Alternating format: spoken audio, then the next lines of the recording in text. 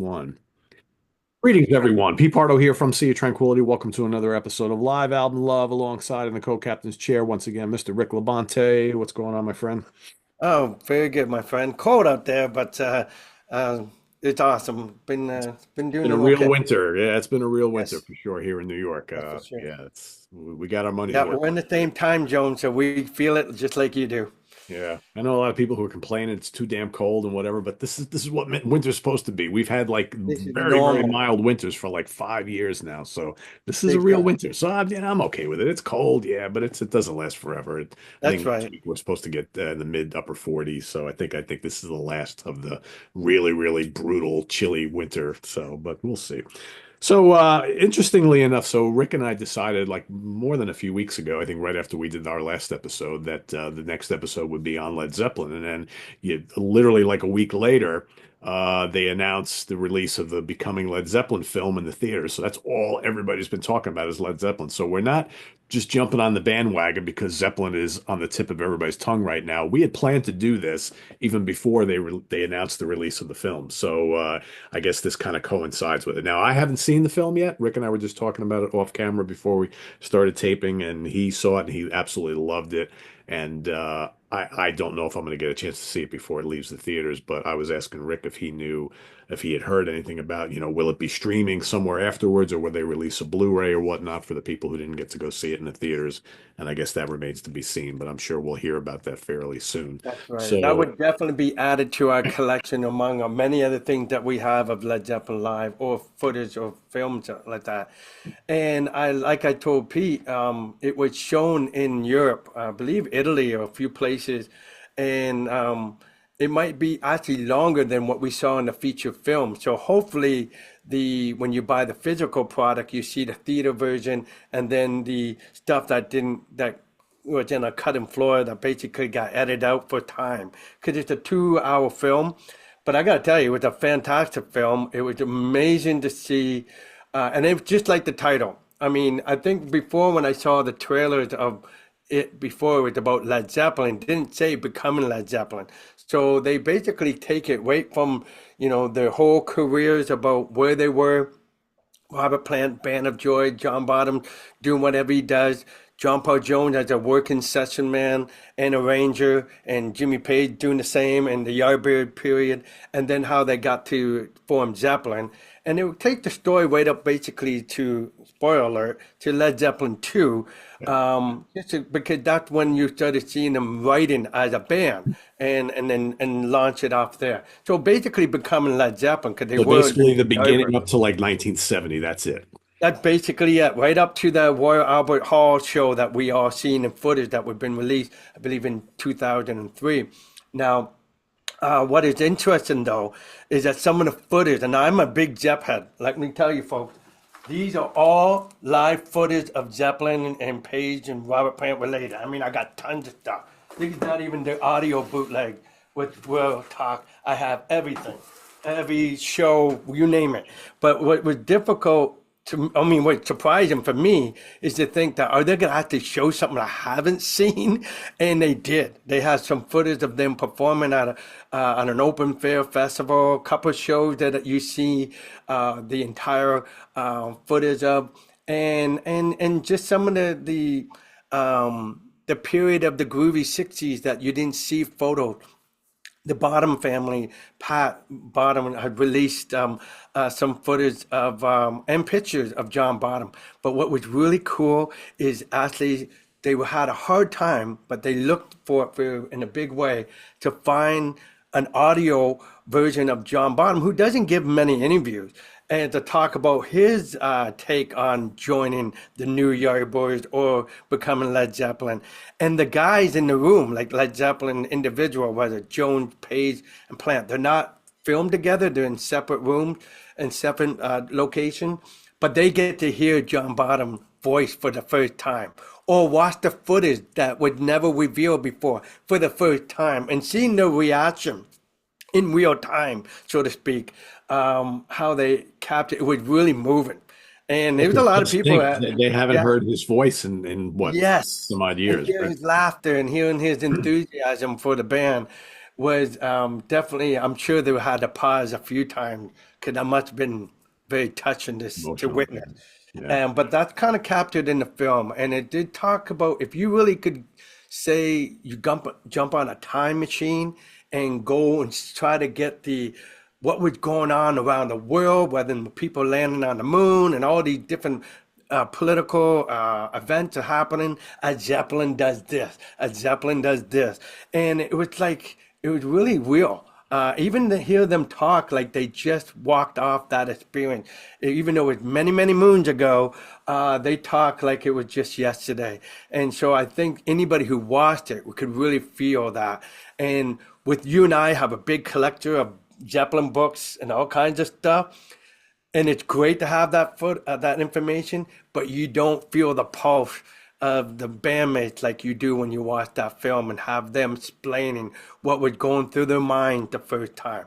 Joan, first time hearing Robert Plant sing his ass off with high voices, like he could have heard himself singing like that, you know? Never knew them from being strangers, later become business friends and working friends. So you get to get that real emotion right from watching that film. So that 2 hours go by really well. And it was the sound quality was great. And I saw in the IMAX theaters, so the sound quality and the visual was just breathtaking. And so, yeah, it was a really good thing. So the timing is incredible. But I gotta say, with everything I own, I still saw some new stuff in that film. So I can't wait to add that to my collection. There you go. There you go. Yeah, everybody I've spoken to has seen it has really loved it. And like I was telling Rick, I know a couple of guys who have got to see it multiple times already. So yeah, I mean, there's a lot of Led Zeppelin fans around the world, and they're still a beloved band to this day. Maybe some of the younger generations don't know who they are, but all of us guys of a certain vintage, we respect and love this band quite a bit. So I think it's kind of cool that this film is out there. So Yeah, the band of brothers went to see it together, and then a few of the members went a couple of times just to soak it all in, and so that was kind of cool. But yeah, and in fact, I added some new song to our set list as a result of that. So today we're basically gonna kind of talk about, we've got really the three like official, well at the time re live releases, right? There's been other stuff that's come up in recent years, and there's a ton of bootlegs out there. Like Rick mentioned, man, if you're a Zeppelin head and you want to collect live recordings from throughout their 10-year or so history, there's a wealth of stuff out there of varying quality. But of course, the first official live album release was the soundtrack to the film The Song Remains the Same, recorded at Madison Square Garden, which most people will probably admit is not their best live album, even though this was like, the first one. I mean, it's great, don't get me Hmm. wrong, but I think there's better live recordings, to be honest with you. But it's definitely cool. And seeing the film and, it was a whole experience. So you talk about the becoming Led Zeppelin is the experience today. Well, back in the 70s, going to see The Song Remains the Same, that was, similar type thing. I mean, it was the last night, or actually 3 nights, and I have all those three performances. There's some called Safe Cracker 1973. There's quite a few different bootleg of the complete show, and you can, if you know it, you know what song they pulled out to make it into Oh, the you could film. tell it's all pieced together. Yeah, for sure. Yes, and but also it was even the band shelved it for a while, but didn't think it was their best performance, knowing that this is at the end of Fatigue. Their tour had been record breaking tours like Tampa Bay and all these places are just making record breaking history of attendance records, being the single act without having an opening act. They're bringing it all themselves. And but when it wasn't till Robert Plant had broke his leg, where they decided to give the public something, because up to that point, Peter Grant called it the most expensive home movie, until it became copyrighted by '76. So this is a performance at the late North American tour of 1973, and I gotta say though, having all these three recordings, there are some great versions of these songs that are way better than the album. Like me and you love the No Quarter, and there's a lot of cool. Moby Dick is like an amazing performance. The song remains the same, and the Rain song, I would argue, is the definitive version. So it wasn't not like the worst performance for them. I think they're great. I like it myself. I just know that you can't say that this is all there is, because we know later on that there's other stuff that they had in the vault that would be revealed later. But to John Bonham's lifetime, this would be the only Led Zeppelin live stuff that you knew. Unlike the Who and the Beatles, where they were encouraged to film everything, Peter Grant didn't feel that the media was being honest. You can tell when you see some of the early TV shows, they were blown away by this band and not really ready for them. And he just kept it as, you know what, the radio at the time, AM Red, because they're not a single band, they're an album rock band.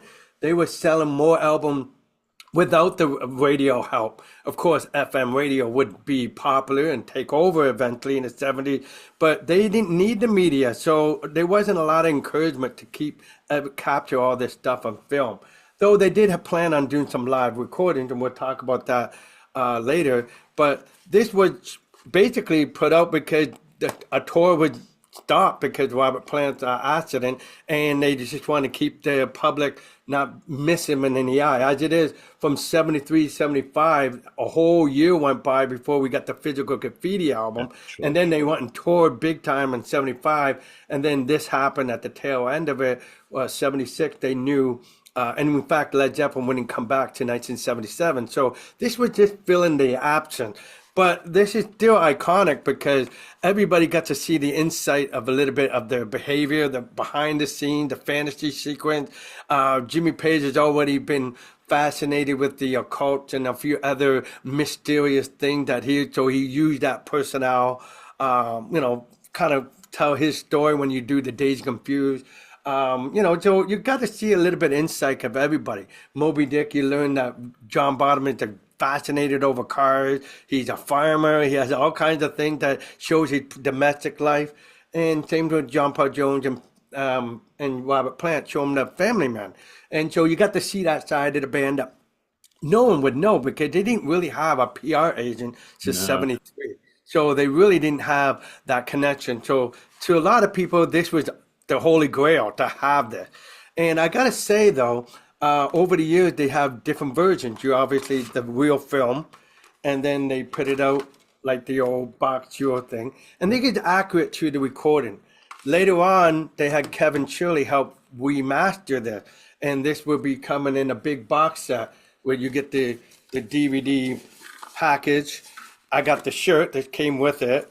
And this was a better version of this version of the thing because you added songs that were in the film or songs that you didn't see that wasn't on the soundtrack or different versions of some of the stuff that was more accurate to the film. Is a lot of different. For us as Zepp head, you had to have it all because there are different versions in all three, different mixes, and some are better than others. The only complaint I have, because I never complain about Kevin Shirley's work when it comes to I like what he did with Dream Theater, Iron Maiden, and the Black Crowes, and all these Zeppelin things. It's wonderful, but they added that effect on the John Bonham finale solo of Moby Dick. You know how he had that bow, bow, bow, bow, bow, and have that effect. He used that pedal during the part of Moby Dick, but it wasn't at the very grand finale where you can hear him.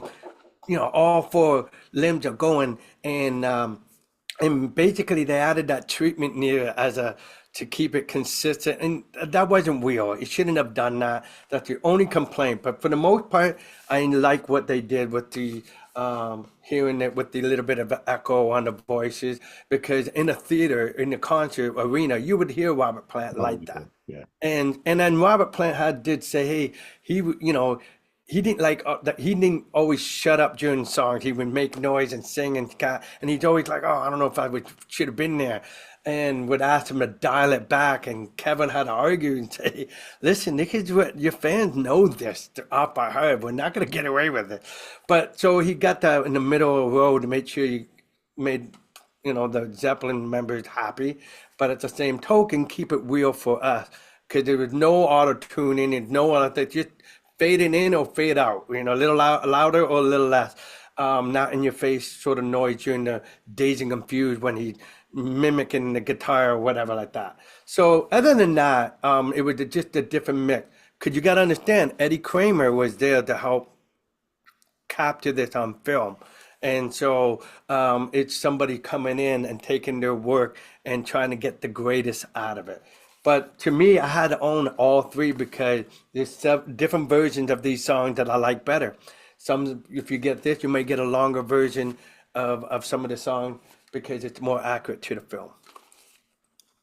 Yeah, I mean, it's an iconic album. Like I said, whether folks think it's their best live representation or not, I would argue of the official releases that How the West Was Won is. I remember when this came out, this like blew our minds. We're like, wow, this is like absolutely amazing. I mean, three CDs, right? I don't remember if they had a vinyl release of this at the time, but this has just got to me some amazing versions of so many of these songs. And the recording is incredible. Um, yeah, I mean, I don't know. What's your opinion on this? I think this Well, I is think it's amazing. It's great to get them in this time period because it is doing 72. And I remember reading it in the Hammer of God books and when the giant walked the earth, they were talking about this two LA performances that was recorded but shelved. And for why, I have no idea. Why they didn't even bring it out during the Coda period when he was grabbing some leftover material. But regardless, they have it.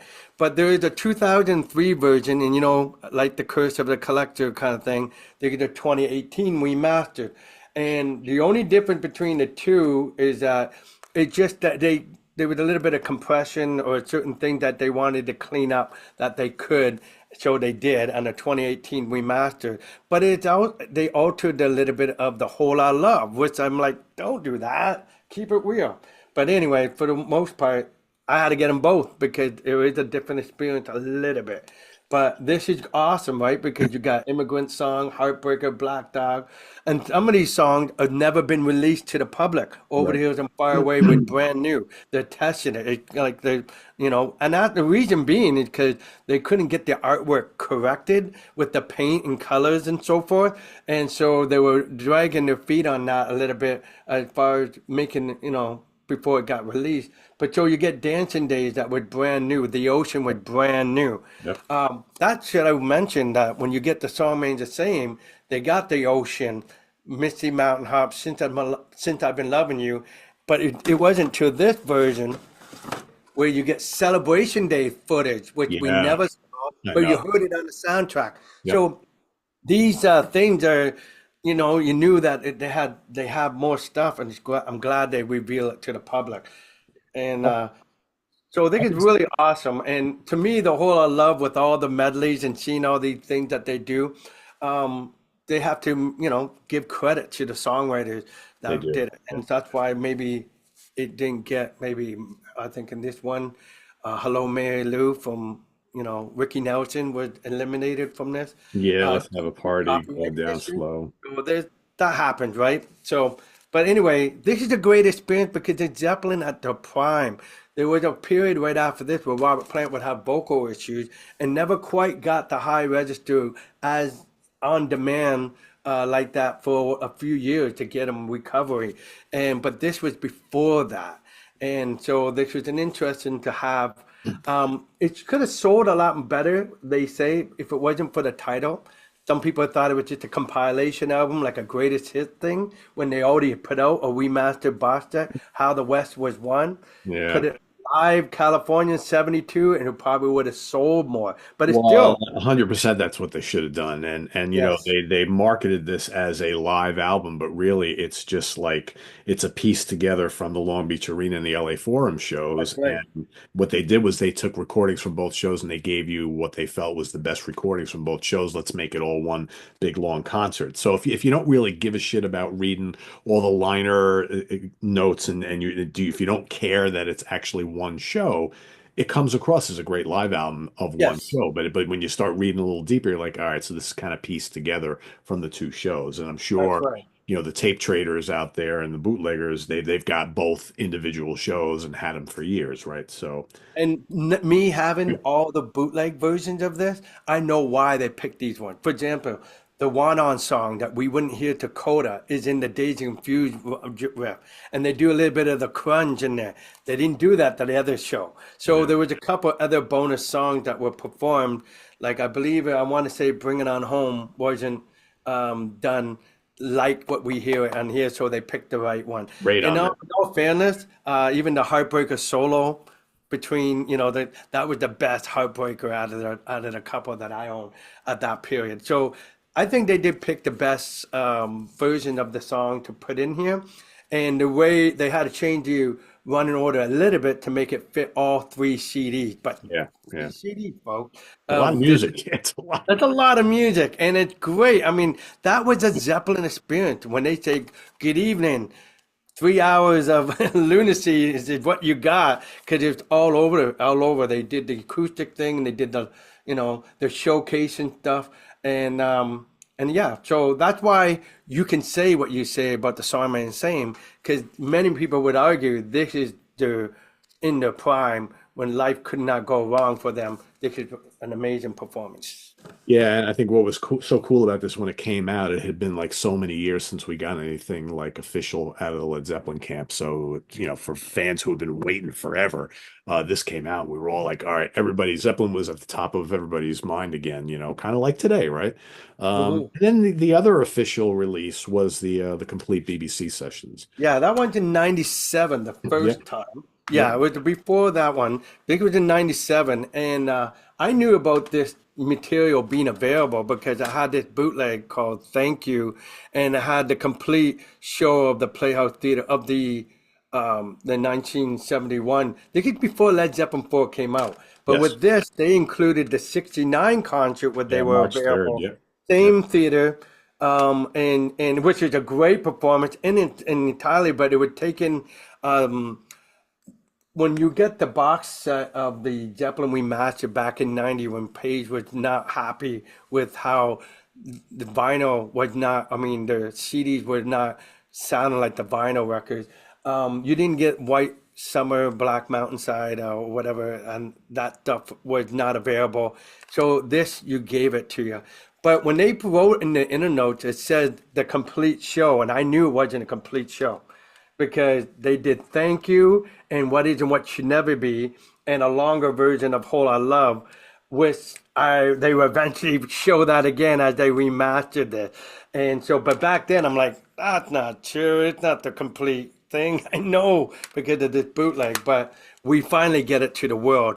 You get them doing the communication breakdown on the 71 show, Thank You, and the complete whole lot of love. What is missing from here, what is not on from the 69 version, is that when they do communication breakdown, they went into a little jam of Robert Plant throw the lyrics, "It's Your Thing" from the Isley Brothers. And what they did in this recording just took that fader out because it really was just lyrically thrown out. And so instead of paying copyright for somebody just to sing that title, they just faded out. It really wasn't like they went to the melody of the song. It was right, just, right. they were just using a wah wah pedal at that point. But but if you want to be accurate and you're like a completist, you know that what what is there and what is not there. What is and what should never be, I guess you can say. Anyway, so what do Yeah, you think of this though? I like it a lot. I think it's really cool. Again, it's, going back to the early days of the band. So, session one is at the Playhouse Theater. You got the Maida Vale Studios, session two, Aeolian Hall, Studio two for session three. And this is all 1969. We've got Playhouse Theater again for session five, also 69, Paris Cinema. That's 71. So there's really a lot of material on here. And what's really cool is like you get a representation of of a lot of the stuff that was in the Zeppelin set list, the first like tour or two. And there's stuff in here you really don't really get anywhere else. You got like White Summer, like you mentioned, is on here. Traveling Riverside Blues is here. The Girl I Love, she got long black wavy hair, something else. So there's some cool things there. Sunshine Woman. There's some cool things that were in the set back then that dropped from their set list shortly thereafter this. So it's just a great snapshot of the band at that point in time, really, really early on before, really before they became the huge band that they would be right around the corner. So it's great stuff. And it So sounds good. It's a yeah, nice package, really good. at that time, BBC would have you record. That was a live performance is from, let's say, 11, 12, 13, 14 down. and some of those other pieces. But then there was studio stuff. That's why we have that traveling Riverside Blues. Yep. Ultimately, Baby Come Home, which we would see on the box set Volume 2 that was released is around that period, which would be available again later on. So we knew during the Coda days when he put out, he had other material he could have put out. Yeah. Sugar Mama, a few other songs that are out there. And you would get that with the companion disc of the versions of this years later. But again, for us who just can't get enough of or want to say you have it all, you had to get these versions because I had to get the more of it because I knew it was actually missing some stuff as history would tell us. Yeah. Yeah. So, I get, we'll spend a little time talking about bootlegs and things like that, but back a few years ago when Page remastered all of the Zeppelin catalog, he of course, there's that. Yeah, well, That same year, I was going to say footage was available from that's Madison incredible. Square Garden and Networth and Royal, the Earl Court show. Yeah, the Not Earl the Court show. entirely, but some of the best performance they were done remastered, done well. But the first disc is the complete, not the complete show. Most of it because they had a lot of encores they have like Long Tall Sally that they didn't put in, which you can see on YouTube if you want, a few other stuff, but they did the Royal Albert Hall performance, and Zeppelin is a big name now. From here on, they're on top of the world. From going forward, they were the biggest band on the planet, and to hear them at that stage, and then to was really cool. And the soundtrack for this film, Immigrant Song, will be showed on here with a video of them performing, I believe, in Australia, if I recall. But it was great to have some footage of the 79 Netflix show and the 75 Earl Court show, which I have to tell you, I have the complete everything, the DVD, both nights, whether it's August 4th or August 11th, and then all 3 nights of Earl Court, I own those DVD bootleg. But this was great because it's remastered, it's done so Yeah, well. yeah, It's one sit-in, you get to feel like, man, you got the let out for sure. So this was out, and it kind of outsailed the thing. People didn't know it's just a soundtrack of this or whatever. So, but this is a complete busy you, year you for have to have them both. You got to have them both because they're you gotta, completely because they're totally different performances. yeah. But so that's where it's great. Most people want to see the footage as well. Didn't know that this is just a different, entirely different thing, and that was the marketing problem I think in that area. But anyway, you gotta get this because it shows you Zeppelin at the stages of their lives and how great they were, and showing them from being young. Robert Plant, I think, was 19 or in early 20s, and then you see him in 24 in 1973. Then you see him a lot older and wiser in 79. It's really great. And one thing for sure, Bottom is so impressive with all the footage that you see. You get to see this man work from one kit being the green kit to what you see in the song remains the same and got so much bigger by 79. But it's an amazing story to see and to think that they had this that long to wait to the 21st century to release it is mind-boggling to me. But I'm glad we got it. Yeah, yeah, for sure. Yeah, I mean, in regards to Bonham, I think that over the years, the entire universe has really come to the realization that he was one of the great drummers of all time. One of the Yes, greatest, if not the greatest. And yeah, his playing only gets more impressive with age. Even though, the body of work maybe isn't all that gigantic, but it's just like, how can you not be like super impressed with this dude? And what a exactly. tragic loss. Yeah, that's a great DVD set. I remember when it came out. It's like just watching that over and over again. And everybody's like, "Oh, the Earl's Court stuff. That's like the Holy Grail, right?" Well, it's you got a bunch of stuff on there. It's really good. Yeah. Um, so yeah, Before you go into that, because this is the final closure video, yeah, which is a celebration day due to Atlantic Producers' celebration of his life. And they had a lot of people on that bill, Paul Rogers, a few others. And this is one of the biggest draw, a lottery ticket to get to the see Led Zeppelin perform one time in 2007. This wouldn't come out to 2012, and it's a complete show. And Jason Bottom is filling that spot. and it's a great performance for them to do. They actually prepared it themselves, unlike the Live Aid and in 1988 Atlantic anniversary special. They Right. just jammed a little bit half an hour before they about to perform and just go out with it. And it wasn't bad in 1988, but it was so much better that they actually spent some time rehearsing themselves for this with the footage behind them. And I remember seeing it in the theater once. Like I saw the song Insane, but that was always after the fact. I got to see it when it was premiered. And it was a great performance. And I was proud that they finally closed the chapter right this with this performance. It is a celebration day. And Jason Bottom did a marvelous job. And he sang some harmonies back up, just like his dad used to sing the backup harmonies. And it was a great set list.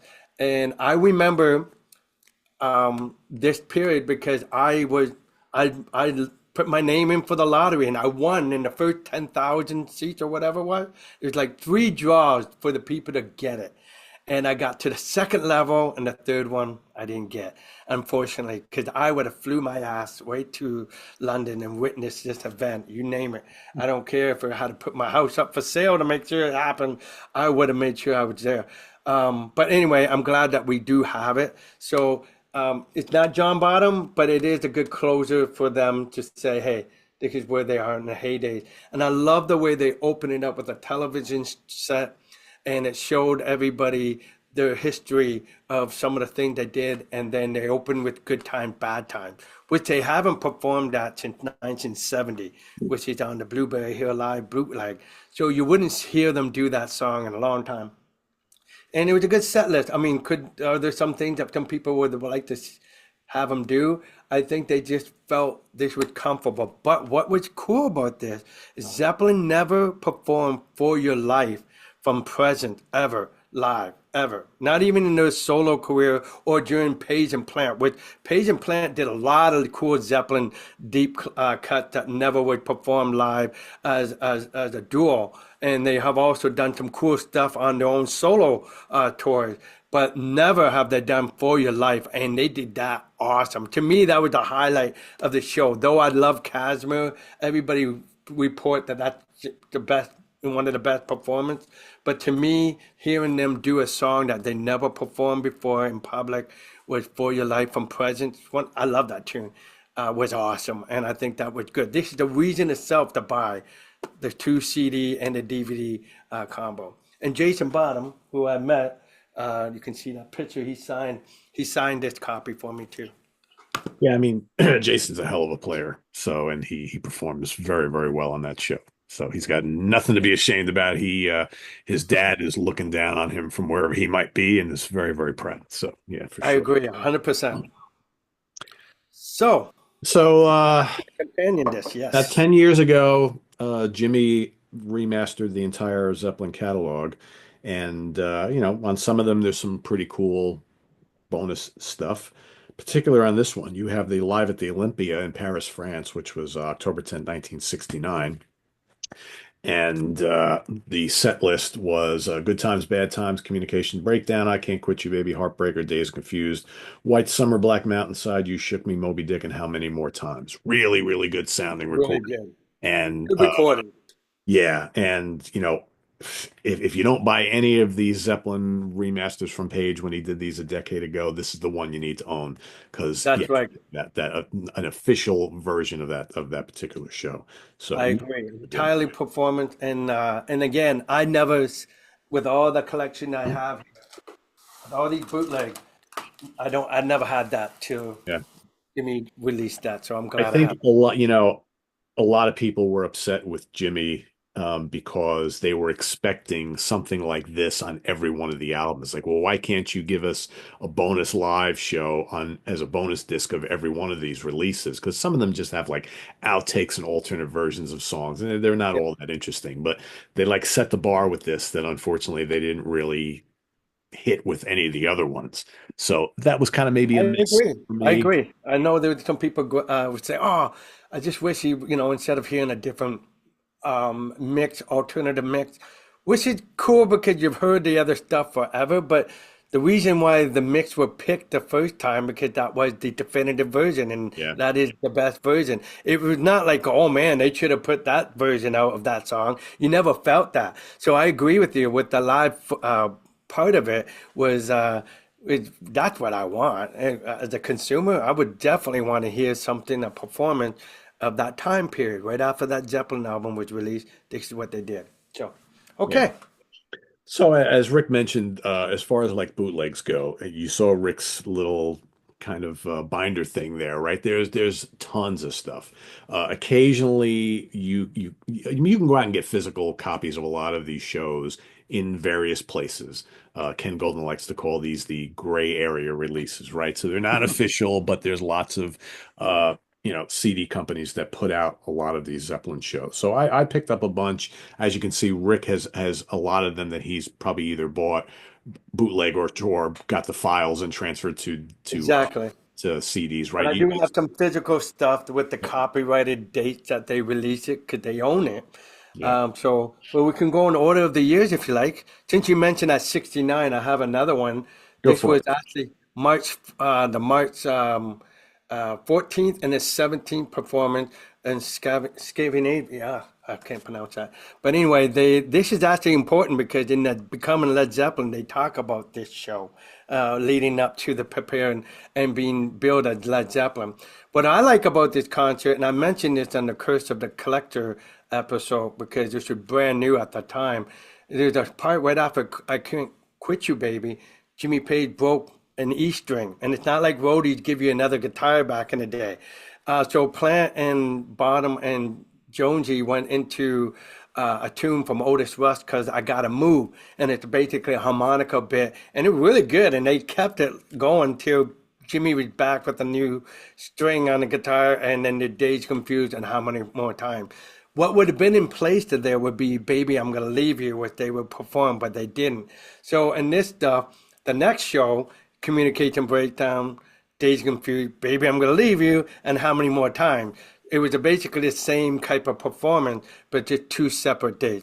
Really good, good quality. Unlike some bootlegs that are audience recorded, a lot of my favorites are the soundboard, but you don't hear the audience here. You get it's a television room, right? And so whatever that was going in Sweden broadcast went on radio as well as television and as well as being recorded as the mix as is.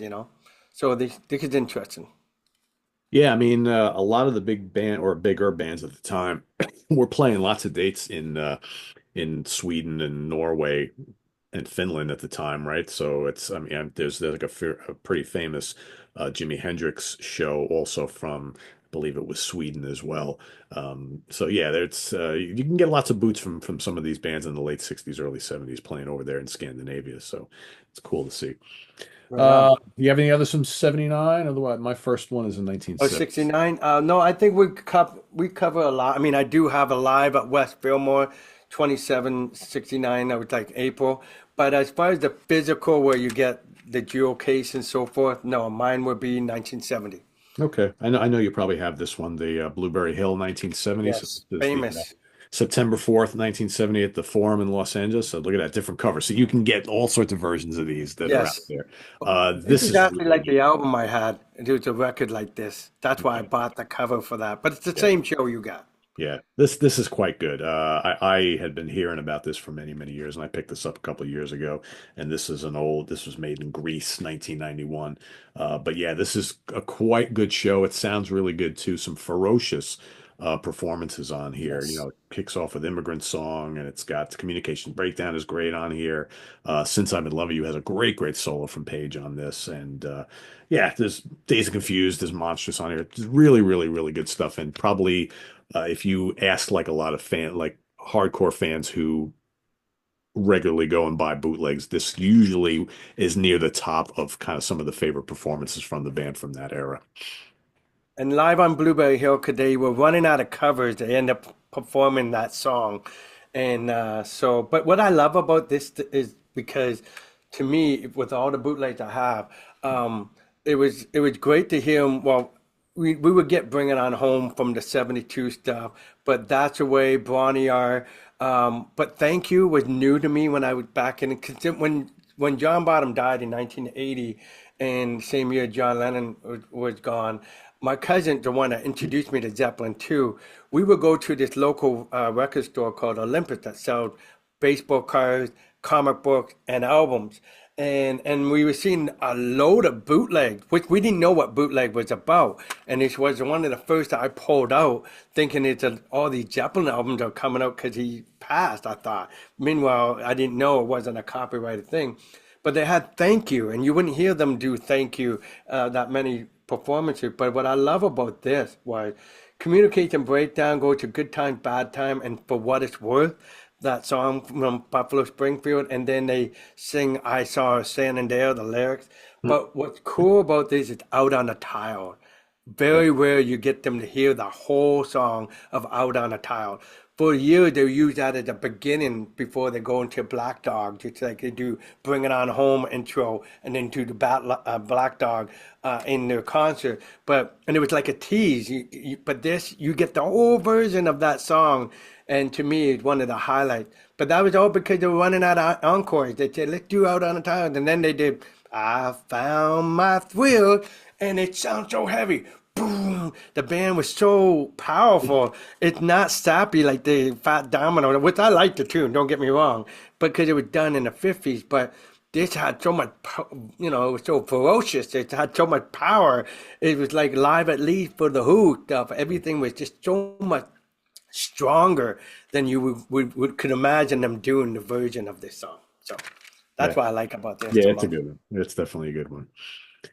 You got any more from 70? You want to move on to 71? Well, other than the Royal Albert Hall stuff, and you can get out that in footage, we could move on to 71 just to save time. Yeah. Um, Okay. All right, so I have one from 71, and that is the Road to Hampton, which was the Hampton Roads Coliseum in Virginia. Hampton, mhm. September 9th, 1971, two-disc set. This was released in, geez, what year? No year listed, so I couldn't even tell you when this officially came out. I picked this up a couple years ago. And this is a good one. Again, Immigrant Song, Heartbreaker, Since I'm in Loving You, Black Dog, Days Confused, 22-minute version of that. And then you got Stairway to Heaven, Celebration Day, That's the Way, Going to California, What Is and What Should Never Be, and finishing up with Moby Dick. Good one. Oh, you So got they it. ran out of tape when they recorded it because they don't have Whole Lot of Love and Heartbreaker by this point. But that's cool though to hear that Celebration Day in that running order. And yeah, it's a good version of the band. And the only one that's before that, like I said, is that Playhouse Theater stuff where this bootleg shows you that this existed. But again, he have released that later on. Yep. Yep. Good And stuff. so I got lots of stuff of 72, all kinds of stuff of 71, whether they're at Japan playing Four Sticks live and Friends live. There's a lot of great stuff here, but I don't have it where you get the picture, right? These are all, downloaded or swapped with other bootleggers that I met online. Well, Zeppelin got amazing community out there, just like UIE, and a lot of people share what they have. Hey, can I get that from you? And I give you this. So basically, that's why I have so much. Yeah, but to take for the sake of time, next one would be 73 for me, and I think you have the same one, Inner City Blues, Yeah, right? I got that. Yep.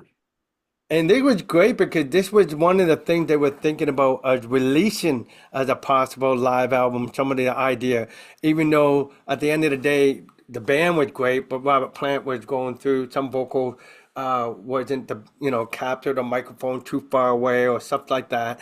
But this has got a great performance. I mean, it's the whole time, and it's one of the last times they will play How Many More Times again going forward. They got, 5 albums underneath their belt, right? So they got to pick and choose. And Dazed and Confused, that started off as a 6-minute tune, going almost a half an hour. Yeah. And you got Moby Dick, that was a 5-minute tune on an album, but it's now going 14, 15 minutes. Some things had to give up. But you do get them performing Dancing Days, which was very new at the time. You get, the stuff from the House of the Holy album. The organ solo for Thank You is one of the last times they performed that, and how many more times in Communication Breakdown, which will get to be an encore here and there. But as the years progress, once they get to the Swan Song level, you wouldn't hear them do Communication Breakdown until 79 at Network show. They did it in one of their encore. They don't necessarily do it because they're on to new things. They want to show off. Because Communication Breakdown was on every show in 1969 Oh, early and days, yeah, for sure. early to 71. So they eventually shelved it for a while. But this is one of those moments where it was still on the set list because crowd demand. Yeah, this is a great boot because man, it's like 2.5 hours worth of music. It's just so Yes. good, and they really there's a nice cross selection of material on here, which is really cool. And you got all these big long epics. I mean, geez, Whole Lot of Love is like 25 minutes long too. But yeah, good Yeah. show from Southampton University over in England. I really like this one a lot. It's Me quite good. too. Yeah. Me too. Before we And move on to hopefully any that more can from lead to 73, a I lot of did want to stories. show the Charlotte 1972. Oh, great. So this is the Carolina broadcast, another 2 disc set. So this was from the Charlotte Coliseum in Charlotte, North Carolina, June 9th, 1972. Again, a lot of the same song. I mean, they were playing the set list were fairly similar from year to year here. I'm trying to think if there's anything on here. Going to California is on here. Tangerine was played at this show. Bron Your Stomp is on here. So there are some different things on here, but what is and what should never be. But then you got the big Whole Lot of Love is a lot shorter on this. It's only 8 minutes long, but Days of Confused is 25 minutes long, and you got Heartbreaker, you got Immigrant Song. So yeah, this is really really cool too as well. Cool. Back Um, to back to 73. Yeah, okay. Well, one thing I have in 72 and mentioned is a famous bootleg called Burn Like a Candle. And the only thing different is that which you can get if you watch the Zeppelin review is it's like a critical, all these music critics talking about the Zeppelin catalog, and they would show footage of this period, and that's why I should mention it because they do Louie Louie, Everyday People, and a couple other tunes that you get to hear them do that was never properly released. And because no one owned it, they put it on this film. So I actually got that concert, and it's called Burn Like a Candle if you want to look at it for bootleg. Okay. Cool. All right. Uh, what do we got? More from 73. San Francisco, Kezar Stadium. I don't even know what the hell Kezar Stadium is. Never heard of it, but this is the this one right here. This is a 3 disc set, and this was released in 2024. So this is fairly new. So June 2nd, 1973. Crowd estimated at 49,000 plus at San Francisco's Kezar Stadium. I've been to San Francisco many times. I never heard of Kezar Stadium, so maybe it's just called something else. But yeah, this is good. You've got, and this was a radio broadcast because it's got the radio stuff at the beginning and then at the end. But here they open up with Rock and Roll, Celebration Day, Black Dog, Over the Hills and Far Away, Misty Mountain Hop. Since I've Been Loving You, No Quarter, Song Remains the Same. Disc 2, a lengthy Rain song, a lengthy Days Confused, then a guitar solo, then a lengthy Stairway to Heaven, Moby Dick, drum solo, Heartbreaker, Whole Lot of Love, medley, Communication Breakdown, and closing with The Ocean. So pretty cool. Um, That is a complete set too. yep. And that's a good one too. Another one that's good to have, it's called Live in Seattle, 1973. Also one called Happy Birthday to Bonzo, where they have a sing-along for Bonzo. So that's a great one to have. The one I really enjoyed too also is the Liverpool one. It's January 14th to 73, just before the one that we saw with Southampton around that period. And again, the set list altered a little bit. Over the Hills and Far Away was moved up from a certain spot, whereas what you just read here was exactly how they performed in Right. New York going forward. That was their set list. The only thing is that they didn't play Communication Breakdown in New York, but they did play The Ocean. So right on, good stuff. Yeah, cool. So that's the extent of mine on physical stuff. So I don't know what else you got for the Well, rest. I do have in 75 the Madison Square Garden 3 disc set of them, and I have the Earl Court performance on bootleg. And so that's in it entirely. And up to this point, we didn't have anything else. Now, for people who want to see some footage, the Earl Court was one of the very first time where they started bringing the big screen and at the shows where you can see them perform as well as, attended a show. And that is why we have the footage that we do of this stuff, because they kept the film of what was seen on a projected screen. And so that's a very important part of the history. When you get to, as you know, with the Zeppelin story, they would have a break because of Robert Plant's accident. They put the song remains the same. They worked on an album called Present, and then they come back in '77. Some great bootlegs you want to get. It's called Destroyer '77 live in Cleveland. Great performance at In My Time of Darling. Nobody Fault But Mine. Since I've Been Loving You. They even bring in the Black Country Woman in the acoustic deck. This acoustic deck comes back because they abandoned that since '72, and it came back and doing even Battle of Evermore around that time. So there's a lot of shows that I have, whether it's Cincinnati. My favorite one for sound quality, let me see, is May 26, 1977, Maryland, USA. Anybody get a hand on that? You'll love that performance. Robert Plant's in great form, the whole band. But this is a period where Page would have stomach fluid problems because of the heroin withdrawals between some shows and stuff. Where there would be a show in Oakland where Bonzo and Peter Grant got some trouble with security because the way they were, I would say, mishandling their son that came to the show. And there was some violence behind the scene. But that day wasn't a good day for Page. He had to sit down during the 10 years after and play. But the performance of some of these songs are great. And but you just know that '77 was a hit and miss of some of the performances as far as how enthusiastic Page was because he was going through some stuff. He lost a lot of weight. But there is a footage of a complete show called Live Kingdom, Seattle, USA, '77, where there again, the screen that you've seen at the show, they video it. And it's on YouTube and you want to see it. It's a really great performance. It's only one spot where Page hit the wrong chord and Sick Again. He went to the G or the A instead, and but other than that, it was flawless. If they actually had the soundtrack, it could have been a release as a great version to have of their stuff, other than that one spot in the song Sick Again. But it was pretty good. So it's like that was and if you read the books, Plant was always concerned about, because, Bonjo would be drinking quite a bit some days and he would gain a little weight. But there's some great shows there in that performance too, where Keith Moon comes and plays Whole Lotta Love during that tour. Bad Company would come and join. The members of Bad Company, Mick Ralph, will come and join on Whole Lotta Love, for example. So there's some great moments out in '77, but at the same time, it was like the band, you just never knew what state they were in because the touring was really heavy. And that absence that they had from from '75 to '77, they had to just remember some of what they did because they do different versions. One of the things about why we like the Led Zeppelin experience, just like Jimi Hendrix, is that you never really get the same thing, twice. They do it improvise and sometimes they expand, but then remember what they did in Cleveland and they put it in the Chicago show and they stretch another idea and they like it and they add it. That's why Whole Lotta Love kept getting longer because they would add stuff like that.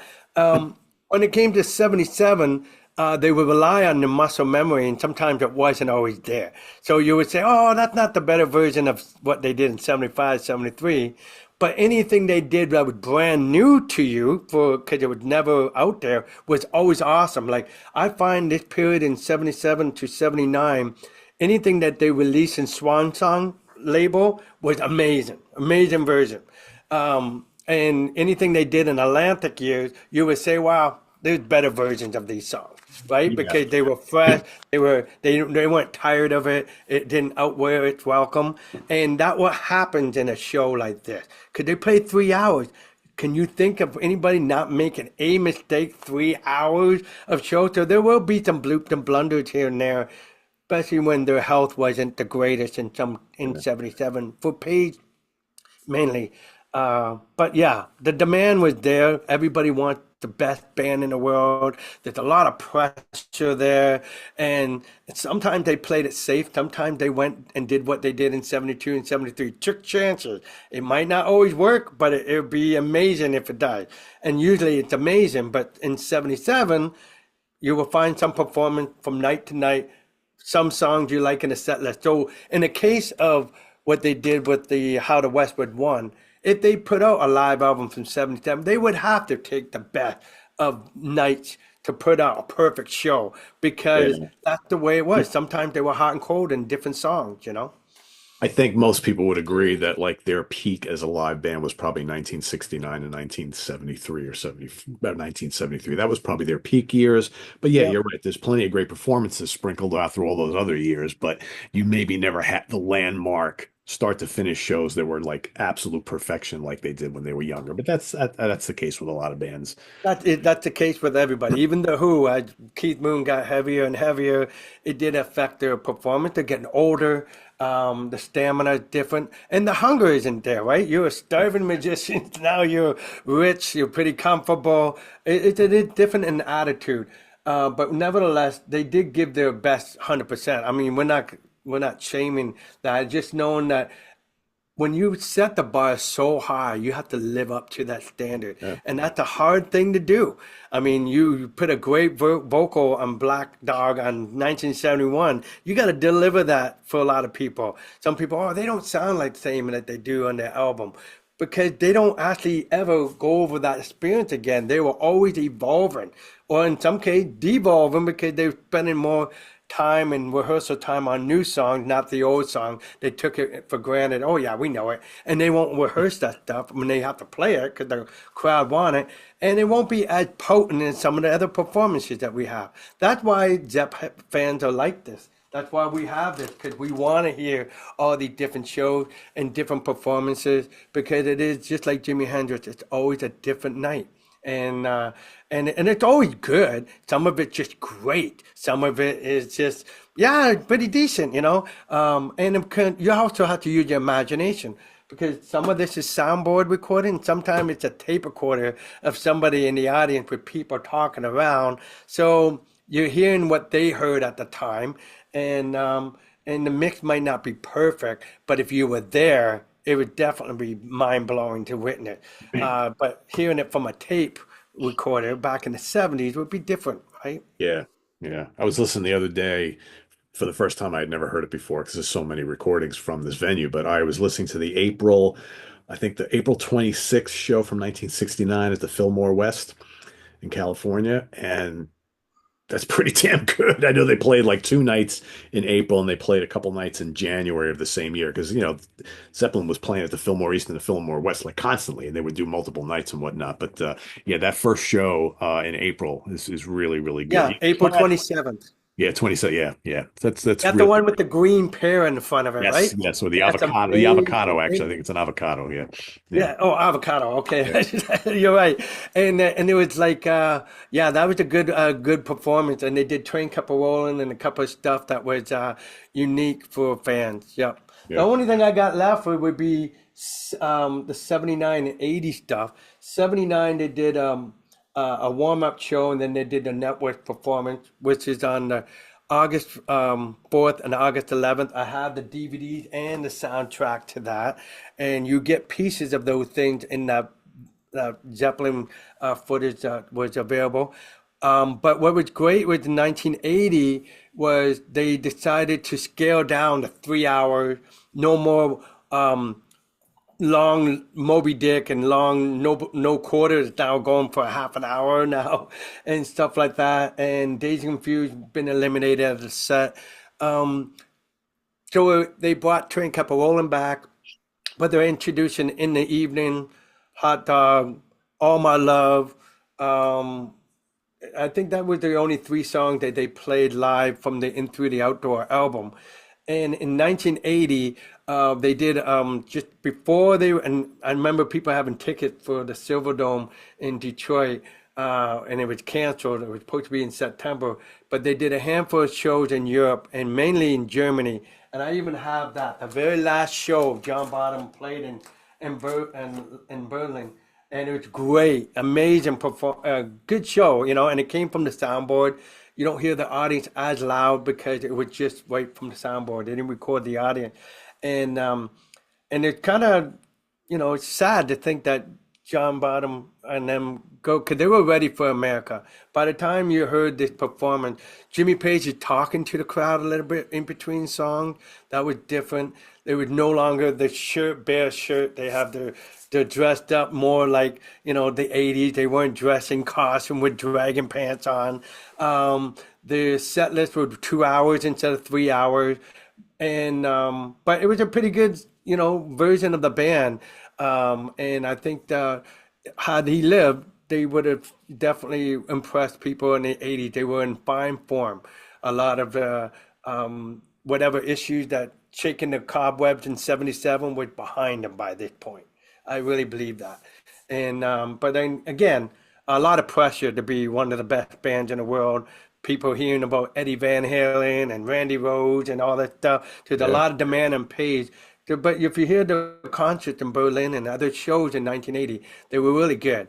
Um, All of My Love, his voice was amazing to hear that live, and it did sound really good. He would bring in a lot of the keyboard that he used for Into the Outdoor for the first time. He also brought, I believe, was it 6 or 7 string bass to the show, and you would see the triple neck guitars, what he used in 77. There was some new thing coming in, and Page would also bring this Brown Telecaster, which you would see him do when Jimmy Page and Jeff Beck and Eric Clapton did that Arms tour. He would bring, so you would see other instruments coming out of the Zeppelin that were different from what we've seen that been documented prior to that. But it's worth your attention. The last show, let me give you the date.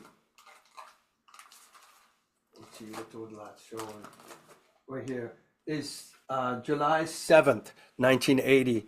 That was the last performance of John That's cool. Bonham. So Yeah. check it out. If you can get that on bootleg, it's a good one to have.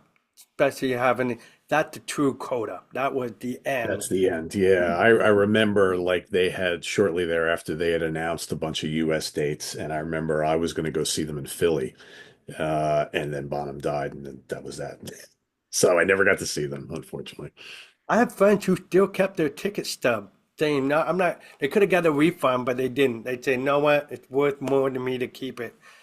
So it's, you know, even though it wasn't that expensive, I remember the price. It was like nothing versus what they would sell for today. It probably was like 'cause at the time, I think like the first concert I went to, I think my ticket was like $9 or $10 or $11, something like that, to Ozzy Osbourne and Motorhead. So I think the Zeppelin tickets were like $20, maybe. So that we yeah, kind of that was a little pricey at the time, but you look back now, $20 for a ticket. Geez, you can't even go to like a club gig for a semi-known band for $20 anymore, right? But Right on. yeah, so Well, so you have it, folks. cool. We're Yeah. wearing the Led Zeppelin shirt. We got the lead out. Even though we did plan this, like Pete said, even before the film, it's the next thing that's got to be added to this collection. But yeah, check out that film, folks. I think it's going to revitalize everybody's um, love for Led Zeppelin if they experience what you experienced. And hopefully they make a sequel to this. Hopefully they continue to the rest of the discography. It will have some peaks and valleys, as you know what happened with fame and fortune. But I think one of the things about this band is that they wrote the ticket for what an excessive rock star is all about. Having the limo, the starship, and all these groupies and all these people throwing rose petals at your feet and the red carpet treatment.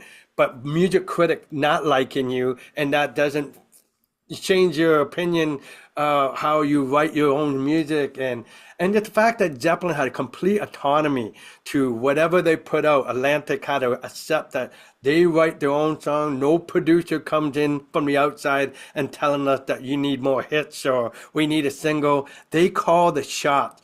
And it's unheard of. Even to the present day, you don't have that, where some people have full autonomy of their music, unless you plan on being underground. And you know, to be a popular band, they went against the odds.